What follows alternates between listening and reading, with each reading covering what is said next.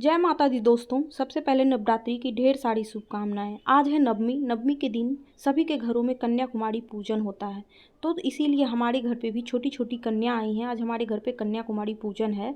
तो सबसे पहले हम कन्याकुमारी पूजन के लिए पहले चरण धुलते हैं, फिर चरण को अच्छे से उनको पोंछते हैं, कपड़े से साफ़ करते हैं। इसी तरीके से सारी कन्याओं का चरण धुल के उनको उनका साफ़ किया जाता है। तो कन्याकुमारी पूजन का बहुत ही महत्व है। ऐसा माना जाता है कि कन्या जो हैं देवी का रूप होते हैं। इसीलिए जब भी दशहरा आता है तो दुर्गा का पूजन तभी मतलब पूरा हो पाता है जब हम कन्याकुमारी का पूजन करते हैं, क्योंकि उनको देवी का रूप माना जाता है और इसीलिए कन्याकुमारी का पूजन करते हैं, ताकि देवी अधिक प्रसन्न होती हैं कन्याकुमारी के पूजन से। तो कन्याकुमारी पूजन इसलिए बहुत ही ज़्यादा महत्वपूर्ण है। तो हमारे घर पे भी 11 कन्याएं आई हैं। सबका इसी तरीके से चरण धुला जाता है और साथ में भैरव कहा जाता है कि दुर्गा देवी का भैरव का बहुत ही उनका स्थान था। जहाँ जहाँ दुर्गा होती हैं वहाँ भैरव ज़रूर होते हैं, इसीलिए भैरव का भी पूजन साथ में किया जाता है। तो आप देख सकते हैं कि हमारे घर पे भी भैरव का पूजन। तो देवी हैं तो देवी का तो ये श्रृंगार होता है, तो इसीलिए सबसे पहले अलता से उनके पैर को रंगा जाता है। तो हमारे घर पे भी इसी तरीके से सारी कन्याओं का पैर रंग दिया गया था अलता से। तो दुर्गा देवी जो होती हैं वो लाल कलर से, जितनी भी चीज़ें चूनर हो, बिंदी हो, सब लाल कलर का लिया जाता है, सब लाल कलर से किया जाता है। इस कलर से देवी बहुत प्रभावित होती हैं, इसीलिए अलता से पैर रंगा जाता है। और ये एक सुहागन का प्रतीक भी होता है, तो इसी वजह से जितना भी सुहागन का जो निशानी होती हैं वो कन्याकुमारी में उतना चीज़ हम ज़रूर करते हैं। तो इसीलिए सारी कन्याओं का आप देख सकते हैं किसी तरीके से उनका पैर रंगा गया है। तो छोटी छोटी कन्याओं का इस तरीके से पैर करके उसके बाद सबको एक छोटा छोटा बिंदी लगाते हैं, हम लोग लाल बिंदी लगाते हैं। तो सब अपने घर में अलग अलग तरीके से करते हैं। कोई बिंदी लगाते हैं, कोई लाल सिंदूर लगाते हैं। जिन्हें जो अच्छा लगता है, जो सही लगता है वो करते हैं। अब उनको हम भोग लगाएंगे, तो भोग लगाने के लिए सबसे पहले हम सबको एक एक प्लेट लगा दिए हैं सबके आगे। उसके बाद उसी में हम सबको भोग लगाएंगे। तो कन्याकुमारी के लिए भोग जो है घर पे ही बनाया जाता है। आप जानते हैं कि दुर्गा माँ का सबसे प्रिय प्रसाद भोग जो होता है पूड़ी और चना का छोला, वो काला चना होता है, उसका छोला होता है, और हलवा। ये तीनों जो होता है प्रिय भोग होता है दुर्गा माँ का। तो वही कन्याकुमारी को भी भोग लगाया जाता है। तो इसीलिए सबसे पहले तो वो घर में ही बहुत ही शुद्धता से बनाया जाता है और उनको ही कन्याकुमारी को खिलाया जाता है। उसके अलावे आप बहुत से लोग बहुत प्रकार का खिलाते हैं, उसमें मिठाई जो उनका मन होता है तो मिठाई भी खिलाते हैं, फल भी खिलाते हैं। जो उन्हें पसंद होता है वो उस तरीके से करते हैं। हमारे घर पे भी ऐसे ही होता है कि पूड़ी, हलवा और चना का छोला वो तो कंपलसरी है, वो तो खिलाया ही जाता है।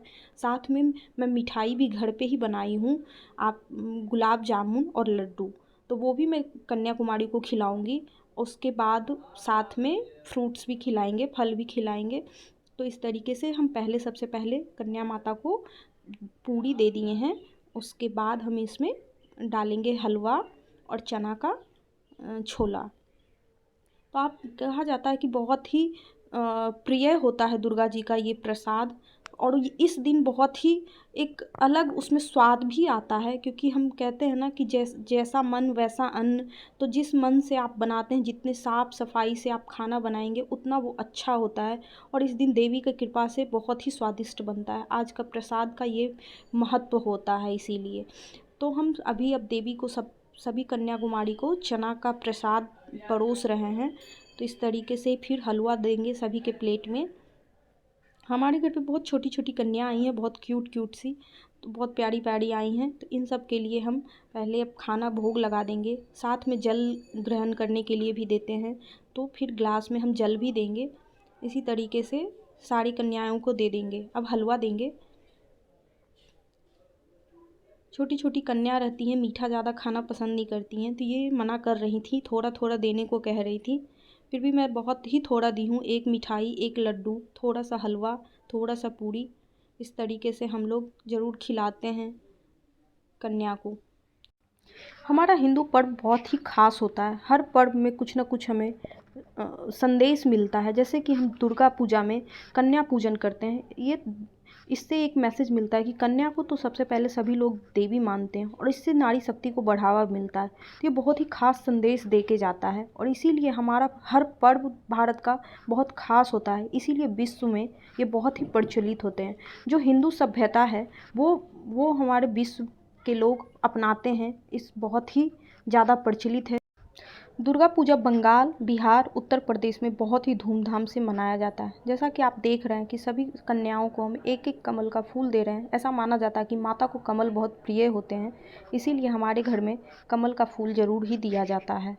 तो सभी कन्याओं को हम एक एक कमल का फूल देंगे और यहाँ पे माता का भोजन हो चुका है, फूल दे रहे हैं। अब हम सब छोटी छोटी कन्याओं के लिए प्यारा प्यारा सा हेयर बैंड लेके आए हैं। उनको बहुत पसंद होता है ये सब चीज़ें, तो इसीलिए अब हम सभी कन्याओं को एक एक हेयर बैंड पहनाएंगे। इससे हमारी माता बहुत ही प्रसन्न होती हैं। तो इस तरीके से छोटी छोटी खुशियों में हम सब भी खुश हो जाते हैं और इस तरीके से हम अपना त्यौहार मनाते हैं। तो सभी कन्याओं को हम एक एक बैंड पहना देंगे। ये हमारी सबसे छोटी कन्या है और सबसे क्यूट हैं। ये बहुत एक्साइटेड हैं हर चीज़ के लिए। तो कहा जाता है कि कन्याकुमारी के सब कुछ खिलाने के बाद उनको जो देना है उपहार, वो देने के बाद उनको खाली हाथ नहीं लौटाया जाता है, इसीलिए उनको खोइछा दिया जाता है। तो हम खोइछा में डालते हैं चावल, हल्दी, इलायची, लौंग और ये सब कुछ डाल के उसमें कुछ पैसे भी दिए जाते हैं और वो बांध के एक चूनड़ में उनको सारी कन्याओं को दिया जाता है। तो हम बैंड पहनाने के बाद सभी को खोइछा देंगे। तो जैसा कि आप देख रहे हैं कि अब कन्याओं को खोइछा दिया जा रहा है, इसी तरीके से सारी कन्याओं को खोइछा दे देंगे। सबसे अंत में पान खिलाया जाता है। पान भी दुर्गा जी का बहुत प्रिय होता है। और सबसे लास्ट में हम लेंगे माता रानी से आशीर्वाद ढेर सारा, ताकि वो बहुत सारा ब्लेसिंग दे के जाएं। अगले साल फिर से हम ऐसे ही नवरात्रा मनाएं। तो हमारा आज का पूजन इसी तरीके से ख़त्म होगा, कन्याकुमारी पूजन। और सबसे अंत में हम आपको दिखाएंगे कि जो हम माता रानी के लिए भोग बनाए हैं वो किस प्रकार से बनाए हैं। तो हमारा यहाँ पे ख़त्म होता है हमारा कन्याकुमारी पूजन। और अब हम भोग दिखाते हैं जो हम पहले बनाए थे। तो सबसे पहले हम हलवा बनाएंगे। हलवा बनाने के लिए घी लेंगे और घी में थोड़ा सूजी डालेंगे। सूजी को अच्छे से मिला लेंगे। पहले सूजी डाल चुके हैं, अब इसको अच्छे से मिला लेंगे और इसको ब्राउन होने तक भून लेंगे। ये तो सबको पता होता है कि हलवा कैसे बनता है, बस हम दिखा रहे हैं कि माता रानी का भोग आज हम क्या क्या बनाए हैं, इसीलिए बता रहे हैं। तो हम हलवा देख रहे हैं कि यहाँ पे ब्राउन हो चुका है सूजी। अब इसमें थोड़ा हम चीनी डालेंगे। जैसा आप सूजी लिए हैं उसके अनुसार से ही चीनी लें। अगर आपका अमाउंट ज़्यादा हो तो चीनी ज़्यादा कर दें, अगर थोड़ा हो तो थोड़ा ही चीनी लें। तो इस तरीके से चीनी मिलाने के बाद अब उसमें हम पानी डालेंगे। पानी डाल के अच्छे से इसको 1 से 2 मिनट तक पकाएंगे। तो हमारा हलवा बनके हो गया रेडी। इसको हम निकाल लेंगे किसी बर्तन में। अब आगे बनाएंगे हम चने का छोला। आप देख सकते हैं कि हलवा कितना अच्छा बना है। अब हम चना का छोला बनाने के लिए सबसे पहले कढ़ाई लेंगे, उसमें तेल थोड़ा डालेंगे। तेल गर्म होने पर जीरा डाल देंगे। जीरा को थोड़ा चटकने देंगे। अब उसमें हम डालेंगे काला चना।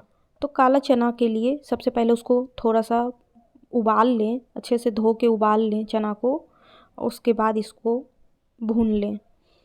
तो अब हम चना को थोड़ा सा 1 से 2 मिनट के लिए भूनेंगे और चना में फिर डालेंगे थोड़ा सा बारीक कटा हुआ टमाटर। तो टमाटर डालने से बहुत अच्छा टेस्ट आता है, थोड़ा सा खट्टापन इससे आता है। तो ये बहुत ही अच्छा फिर छोला बनता है। अब इसमें हम डालेंगे स्वाद अनुसार नमक। नमक डाल चुके हैं। अब डालेंगे थोड़ा हल्दी। तो आज भी हम माता के भोग लगा रहे हैं, इसलिए हम इसमें लहसुन प्याज का इस्तेमाल नहीं करेंगे।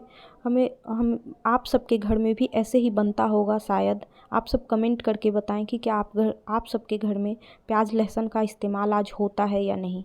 तो हम यहाँ पे सारा मसाला डाल देंगे। थोड़ा सा जीरा और काली मिर्च पाउडर डालेंगे, धनिया पाउडर डालेंगे, थोड़ा सा मिर्च पाउडर डालेंगे और मसाले को अच्छे से भुनेंगे। तो हमारा तो चना पहले से ही पका हुआ रहता है, बस मसाले को अच्छे से भूनना होता है। आप देख सकते हैं कि हमारा मसाला भुन चुका है। तो अब इसमें हम डालेंगे थोड़ा धनिया। धनिया से बहुत अच्छा फ्लेवर आता है, तो धनिया अंत में ज़रूर डालें और इसको अच्छे से मिला दें। अच्छे तरीके से मिलाएं ताकि धनिया भी थोड़ा सा 1 मिनट के लिए धीमी आंच पे पकाएं ताकि धनिया का फ्लेवर अच्छे से आ जाए। तो अब हमारा चना भी बन चुका है। अब हम माता रानी के लिए पूड़ी तल लेंगे।